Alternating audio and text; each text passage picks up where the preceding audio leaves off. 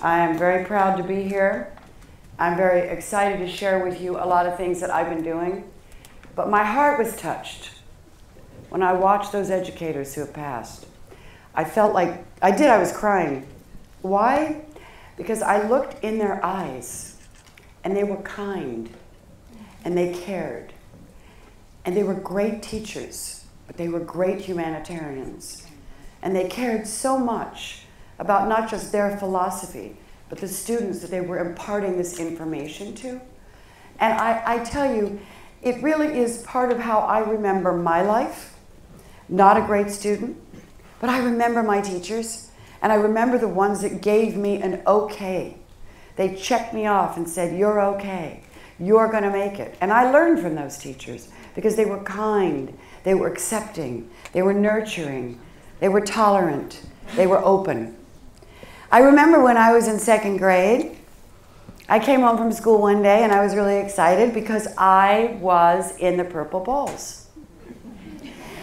And I wasn't sure, but I was the only one in it, and I was so excited about it that I came home and I told my mom. And I said, Mom, I'm in the Purple Bowls. And she said, what's that? I said, that's my reading group. She said, is anyone else in it? I said, no. I'm the only one. And I was so proud. So it turns out that my friend next to me, David Fisher, who was my age in second grade, had 2 sets of buck teeth. And no one could understand him, except me. I understood everything he said, so he sat next to me in school because I could interpret. So she said to him, David, why does Goldie not have a reading book? Why is she in the Purple Balls? And he said, 'cause yeah. She said, Goldie, what did he say? He said, 'cause she's too dumb. Totally open, totally fine. I mean, whatever. So my mother took charge. She went into Mrs. Povich's room, who I was in love with, and she said, why isn't my daughter learning to read?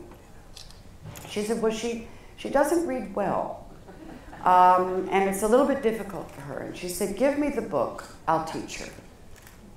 So my mother taught me to read. Did I feel stupid? No. Did I feel like I had a real problem and I wasn't like anybody else? No. Why? Because I never was made to feel that way. My mother was helping, Mrs. Povich was helping. I had help and care. A little bit later, I learned in life that I have a little touch of dyslexia, which is one of the reasons why, but gee whiz, that was okay. I did fine. I learned to read. My mother sent me to reading comprehension camp. I came out worse than when I went in. And when we realize that everything isn't about the acumen in which and what we learn and the fact that you can add or subtract or do calculus, it has to do how well you do in life. It has to do how well you feel about yourself. It has to do with the nurturing that you get from your parents and, yes, from your teachers. So when I was in the same grade, I was given fruit to color, and the fruit to color was all different colors, but I chose to color everything yellow. So the apple was yellow, everything was yellow. And the teacher said to me, Mrs. Povich, honey, don't you know that the apple is red? The banana is yellow. She said, why did you color everything yellow? And I said, because I like yellow. Now that was an okay answer for her, because she knew I knew what these colors were. My point is, in the long run, is that our teachers are, without a doubt, to me, probably one of the most important professions in the world.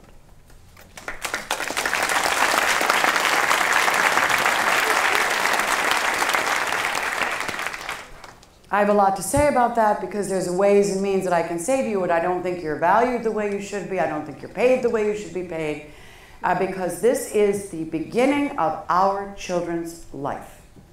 They spend most of their time in school, and what they get out of school cannot just be learning academia. Not today. Because today we have to infuse humanity. We have to infuse things that actually create more well-rounded, healthier, more mindful people. Not just children, but it starts from when we're children. It starts from how we are given certain things to develop certain parts of our brain, so we're able to carry that through the rest of our lives. Not all of us are going to be scientists that change the world, and not all of us are going to be able to, invent something and, goes out to space.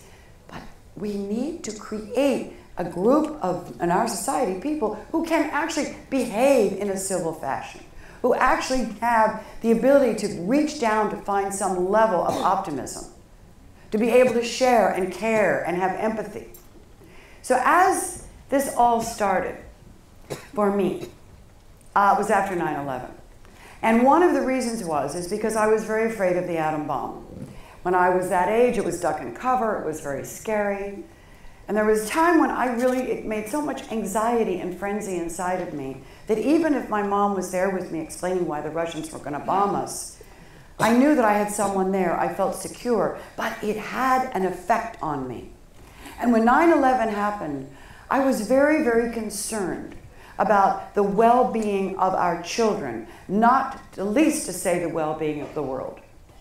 But our children were going to inherit and create the world. So how are we preparing them emotionally, cognitively, and giving them the tools of resilience to be able to move through this period of time that really is going to ask much more of our children because it's asking much more of us? How are we going to mitigate the frenzy that our parents are feeling? They can't tend to their children because they're frenzied themselves. So I decided at that point, with all the information I've gathered, the dyslexic, in neuroscience, my understanding as a practitioner from 1972 of meditation and contemplative practice, my studies of religion, which have nothing to do with this program whatsoever, and as far as positive psychology. And these things I have studied over the last, I'd say, 30 years. In the interim, which shows you that, actresses just aren't, it's not all what you see, Those of us actually are interested in other things too. So now I took this and I thought to myself, okay, why aren't we teaching kids about their brain? Why is it that you go into school and the teacher says, use your brain, settle down, quiet down, behave? And these kids don't know what attention means. Pay attention. Because they don't know the brain. They need to understand the tool in which they're working with. They need to understand that these ways and means of self-regulation is all a choice. Because the brain has plasticity, they learn that, and the brain also has ways and means of understanding you are in a, what we call the bulldog is barking, okay? The bulldog being the amygdala. That part of our limbic system and our emotional system, our children are learning.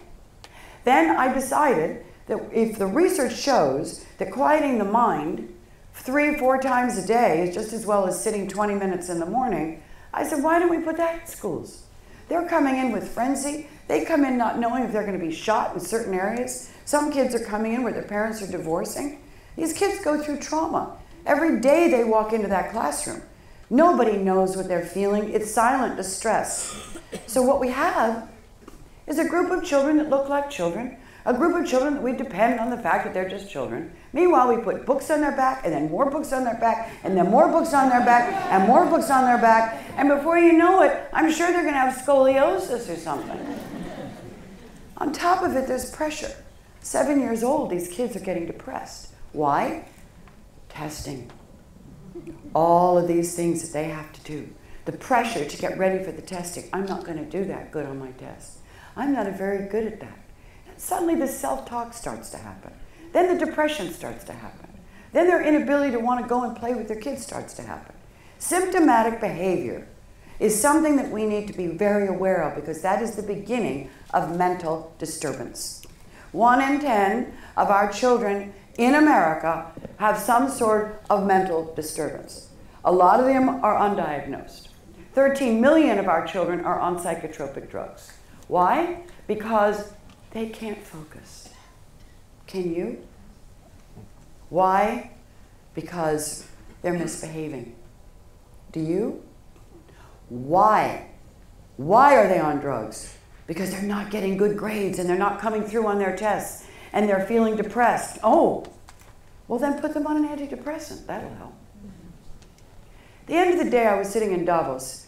And I was in Davos, I was speaking in Davos, and I did a couple things on mindfulness and some panels and on Mind Up as well. But one thing I wanted to go to was the mental health symposium that they had. And I sat there and I watched. I was an audience member. I was a disrupted child. I was one that kept raising their hand and asking questions. Good news is that nobody told me to shut up. But anyway, I asked them, so we're talking about mental illness right now. We're talking about looking at some of the effects and things we can do in order to mitigate mental illness in the world and how we're dealing with it. And I said there's a lot of things out there and wonderful things for those of us who are really clinically depressed. And we'll be able to take some form of medication, which has been incredibly helpful. But I asked the head of Institute of Mental Health, the National Institute of Mental Health, I said, so if we implement these programs early in life, let's say from kindergarten to 8th grade and up to high school, do you think that will mitigate some of the emotional issues we're dealing with today and maybe mitigate mental health issues in the future? Absolutely, he said. So the head of another big pharmaceutical company was there, and I asked him, have you done any research on the developing brain with psychotropics? Do we know what happens to the brain of our children? Do we know about the developing brain of our child? And what these psychotropics might be doing? Are we becoming a dependent society on these things? Is this something that we really need to look at? Well, and as like an angel flew over. Got really quiet. Because the answer is no. There have not been any longitudinal studies on the brain of children that we're popping these pills into. We don't have to pop pills. We have to pay attention to the real studies, the hard work on focusing on our children, to give them tools, to help them move through these obstacles, move through depression, move through fear. And they're not doing it in the home, then let's do it in the school. And let's give it to them where they can use it for the rest of their lives. Yes, it readies the mind for learning. What we do is we teach them about their tool and their brain and Mind Up. We give them 3 times a day a brain break, and that brain break is where they breathe and focus and relax. They even ask for more before testing, so they're smarter than we are.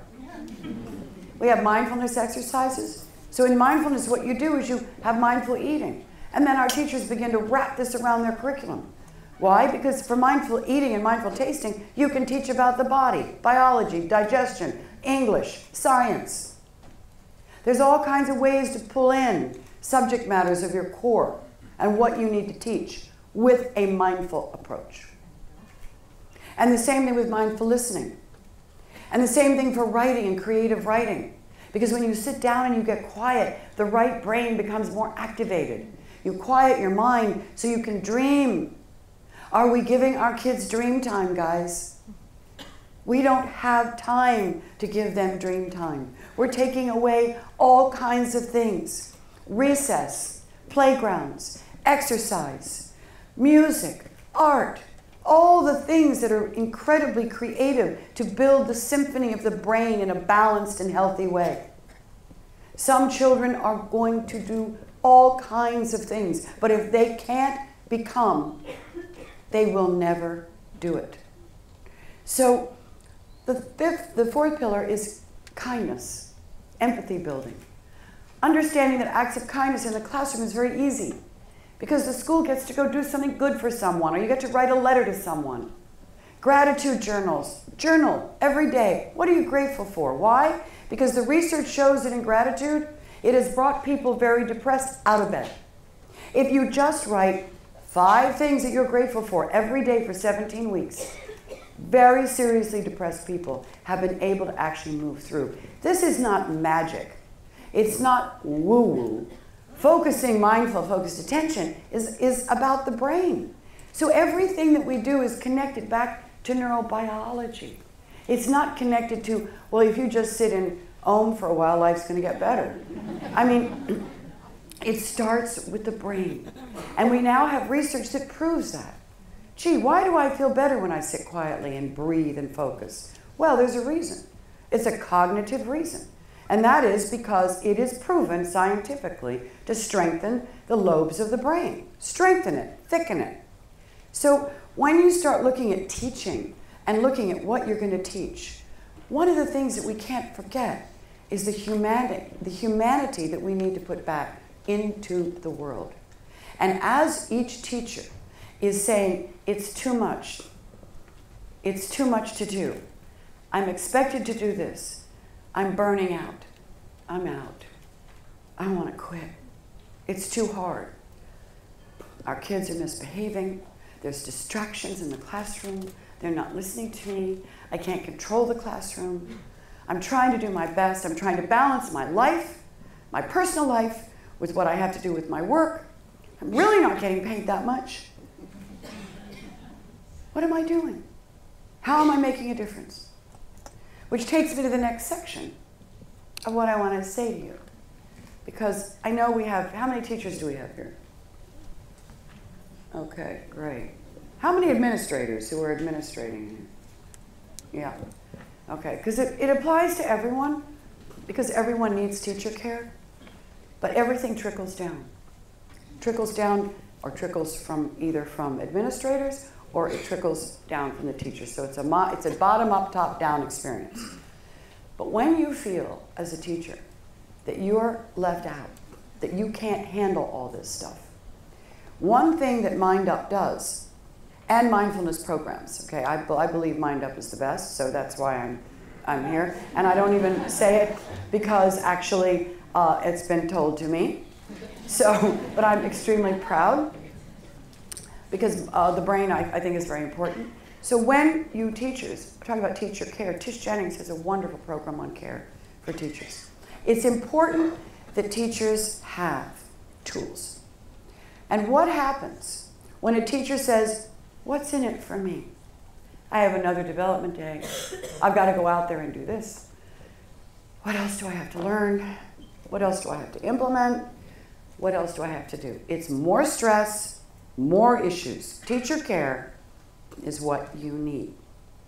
And that means that your issues are no different than these children. You are the same. Because stress is felt, there's no demographic with stress. Everybody feels it, no matter how old you are, no matter how young you are. So this program allows you to take care of you. How do you manage your classroom? Everybody breathes. Everybody sits down. What is it proven to do? Helps teachers buy time in the classroom. Why? Because the kids know they have to sit down, listen to the bell, quiet themselves. What happens to the teacher? She does the same thing. And what's interesting is she's sharing those quiet moments with her little tribe, with the group in her classroom. And it's a beautiful feeling to share silence with someone. And that's what we do. The other thing is that we have the great discovery of the brain. And the truth of the matter is that these things and what we're teaching here right now for teacher care is the very thing that Susan and I have discussed before. And we really, I do believe this, and I believe this from the very beginning, because one of the issues that we look at this and we say, how are we going to scale this? How do we make this part of the classroom culture instead of bringing it in and teaching it after the fact? This program should be taught in colleges. Pre-service is the answer to scaling. How are you going to scale the program? Well, how are you going to scale this program, that program, and this program? I mean, there's a million of them. If we teach this in every college in America, teachers' college, kids will come out with amazing tools to deal with children, appropriating different aspects of how we're going to be able to manage emotional construct, how we're going to be able to manage empathy, and create a classroom that is alert and ready to learn. Most importantly, teachers will then be able to deal with their stresses. They will learn more about their brain. They will understand that mindfulness is vitally important, that being in the moment is important. How do you mitigate the stress of all of the people in this field? How do you end the 5-year bye-bye. Can't take it anymore. Because you are so important. And the teacher turnover is just extraordinary. You can't really help a child when there's so much turnover. So I say that this particular teacher's college, which is my favorite and I think it's the best in the world, teaches innovation. It teaches new ways of learning. And when I looked at these men and women up here that have passed away, this is something that we all need to remember. Look in their eyes. Look at the passion that they still have for learning themselves. And look at the joy that they have giving back to these kids, no matter how old they are. It's illuminating. It's what we want. And it comes from us. It doesn't come from anywhere else. It doesn't come from anything that you're learning academically. It comes from what you learn emotionally.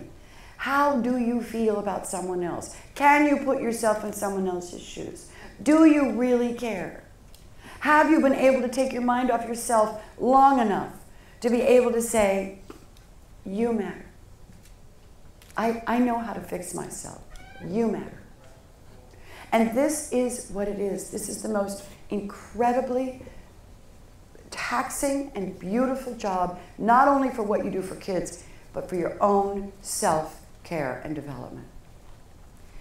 So, you know, I came here in 2000, I guess it was 4. I don't know, 2004, 2005. When I first started dreaming of this program. And I came here and I went to the teachers, to the Columbia teachers, what is it?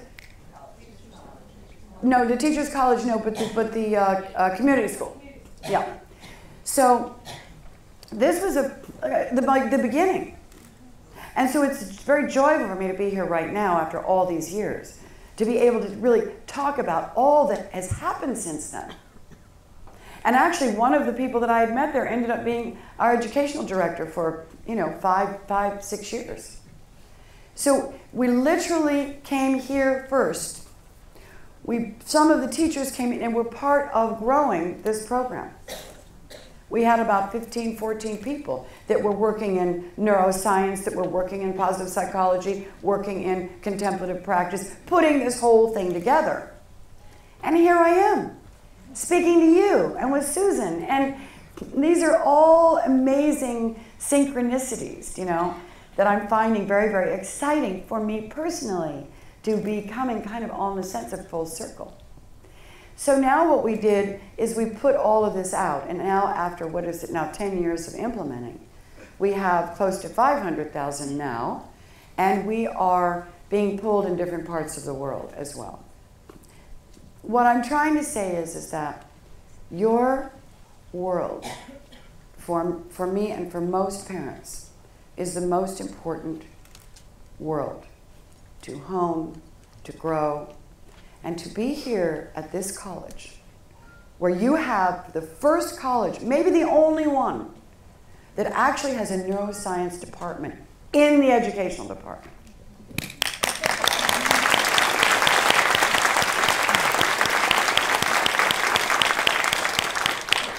We're asked to use our brain. We ask our children to use our brain. We don't know about how to handle our emotions. We can. There's so many innovative new ways of learning scientifically, and we're using it right here in this university. This is the first of its kind. And I think you all are incredibly gifted to be able to be here, to be able to learn from this, to have the labs that you need to have, the research that's being done here, and the programs, the open arm programs, whether it's in any area to build the platform, the pylons for life. And that's for you, and that's for our children. I have one thing I want to read, because aside from thinking that Mind Up is a really brilliant program, which, by the way, I don't take credit for, it's the people who wrote it, but this was really touching. And I saw this boy. He's a high school. He was a football player. He was really nervous. And he was talking about what Mind Up had did for him and what he was espousing, his emotions about what he's learning. This is in Booker T. Washington High School in Miami. We grew up and live in the hood. Everyone here in this class knows a handful of friends are either dead or in jail. I often think if we had this program growing up, maybe they would have stopped to think about their actions and wouldn't be in the situation we're in. Mind Up helped me fight off the peer pressure and let me focus on school and gives me hope that someday I can make it out of here. Senior. That's why I can't stop. People ask me, don't you miss acting? Kinda. But this is what keeps my heart going. This is what keeps my life with meaning. And meaning and purpose is very important. We all need it, every one of us. But when you go into schools and you hear things like this and you really care about humanity, it actually matters to you, not just the future, but now. What are we creating? How are we making a difference? What is our responsibility in all of this? How can we get better, hone our skills, grow, become better? You're always going to become better if you intend to do so. I just want to thank you very much for the honor. Thank you for asking me, Susan, to share this program, but also my great love for all of you here and the great emotion that I have for the incredible impact that you can make for our future.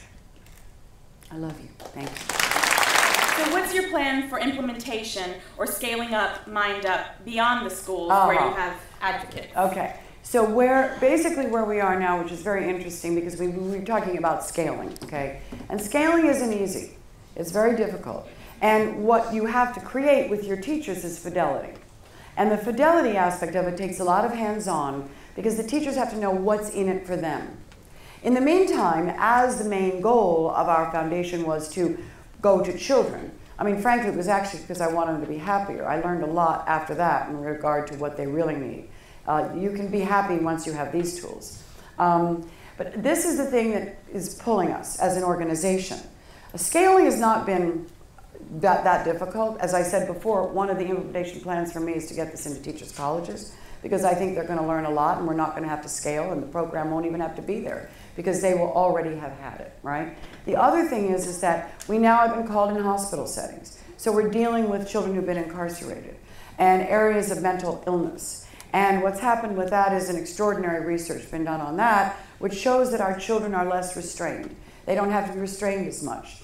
So those are the beginning research that we've discovered, and we're in about 3 different hospitals at this time. Now we're looking at first responders. We're working with parents, so we have a parent workbook and we work with parents in the schools. What I'm trying to say is that Mind Up is an adaptive program. So it can be Mind Up for caregivers, Mind Up for health and wellness, Mind Up. So I see the large scope of Mind Up becoming basically many programs, particularly for corporations. But you know, in order to build a business, and what we do, and our organization comes from a charitable, obviously heart, but it's still a business. So with that, you really do need to bring in your dimensions because you're going to see how great it can grow and make sure that you refine a few things before you do it. Does that answer the question? Okay. Would you tell us a little bit as a follow-up, what is the difference between Mind Up and your mindfulness program and traditional social-emotional learning programs? The difference is that the social-emotional learning programs were skilled and done just basically to deal with bullying or abuse. And some of the programs, you know, we're dealing with other things. PATHS is a wonderful program, and did that years ago. You know, Mark Greenberg, great, Dr. Mark Greenberg, wonderful. It's a beautiful book on behavioral and positive psychology and so forth. What we did is when people looked at me like I had 6 heads, when I said, we're going to teach kids about their brain. Kindergarten through 8th grade, and it's like, are you kidding? I mean, no, they're not going to ever learn how their brain works. That was like too much. Well, I have 7-year-olds now explaining to me at least the memory, the limbic system, and the prefrontal cortex, which they call the PFC. They're a very intimate relationship with their PFC. But they know how to work it by quieting down their amygdala. So by breath and focus and attention. So they're down, you know.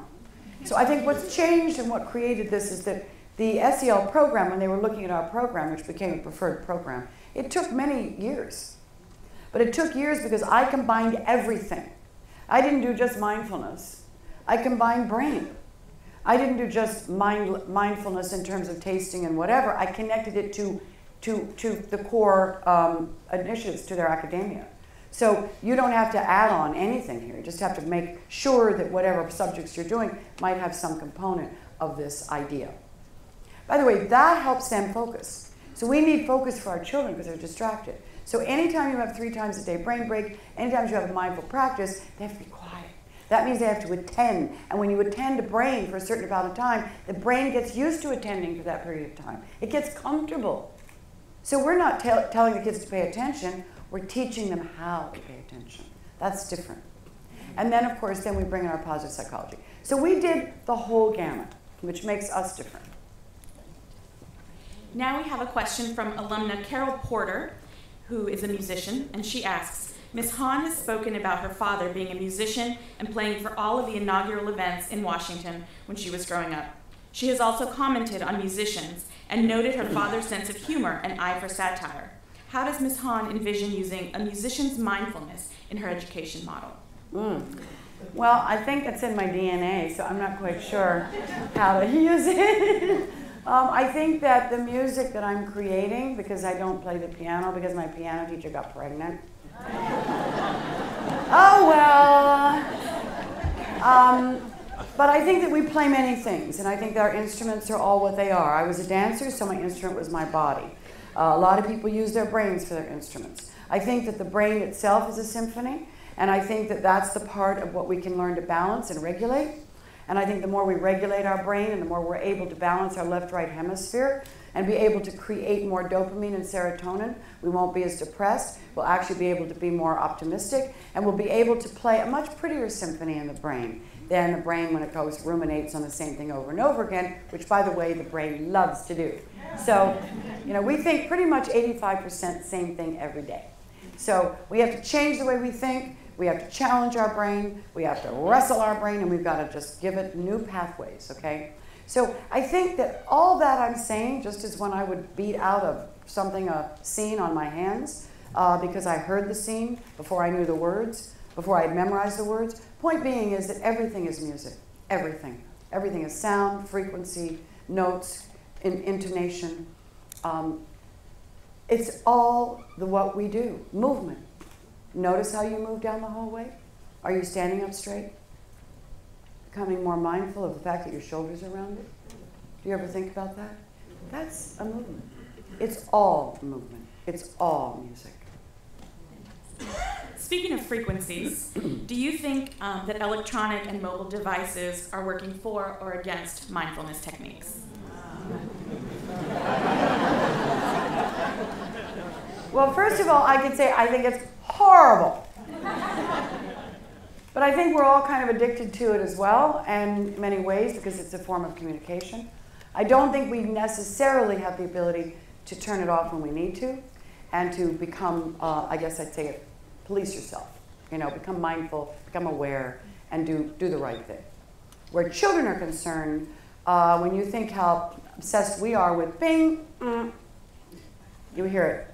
Boop, bum. You're looking at this all the time because God forbid you don't answer right away.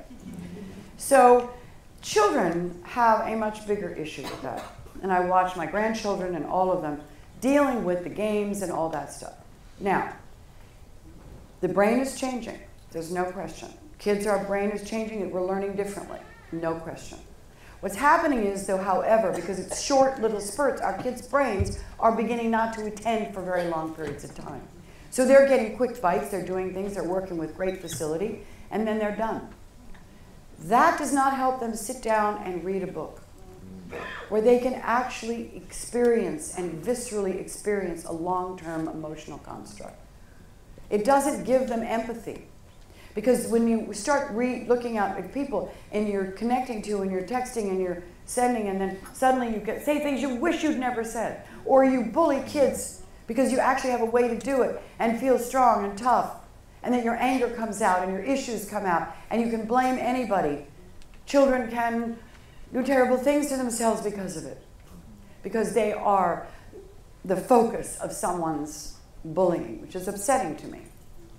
So I think it can be used for good, and I think that it has actually taken our children and give them a kind of cacophony in the brain that they need to learn to settle down, which hence our programs like this. So I think it's a very good question. I think it's a thing that we ask each other all the time. How much time should I have my kids do online? Can I take them offline? Are they playing too many games online? Let's have time to read a book. Are we creating downtime for the kids? Are we creating free time for the kids where they don't have anything constructed? So these are big issues. So I think it's huge. And our final question comes to us from Dr. Tom Rock, who wears many hats here. He's not only an alum and on faculty for our higher ed program, but he's also the Assistant Dean of Enrollment Services. And he would like to ask if you have any advice for all of our newly admitted students here in the audience about how they can incorporate mindfulness into their studies at Teachers College.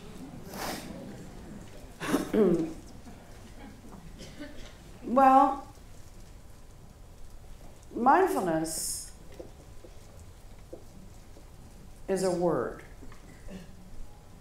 Its connotation is no longer Buddhist or anything, because it really isn't about that. It's become its own word. Becoming mindful is what we want. We want to actively become more mindful. Why I think that these teachers unfortunately need to go outside of teachers' colleges to learn these programs. Well, soon you won't have to think about that anymore, because that will soon be a part of your curriculum. But in order for you to learn how to become more mindful, there are many books, there's many organizations where you can learn about mindfulness, but I suggest that while you do learn, or you do attend a regional training of ours or whatever, you also learn about how to affect it, what it's doing, get an understanding of how it's working the brain, and understand your own brain, and really deep dive into who you are. Because we can't deliver the best of ourselves until we know who we are, until we feel who we are, and that we accept who we are. So I think that this aspect of how do you become more mindful, and how, when you're going into the college, am I going to be able to learn these tools? Simple. Actually, you could get my book, 10 Mindful Minutes. It will share a lot of that with you. But the question is not learning. The question is practicing. Okay? So it really isn't just about an academic program. It's about a dedication to the practice of keeping awake. Fabulous. Thank you so much for being here. One more round of applause for Goldie Hawn. Thank you very much.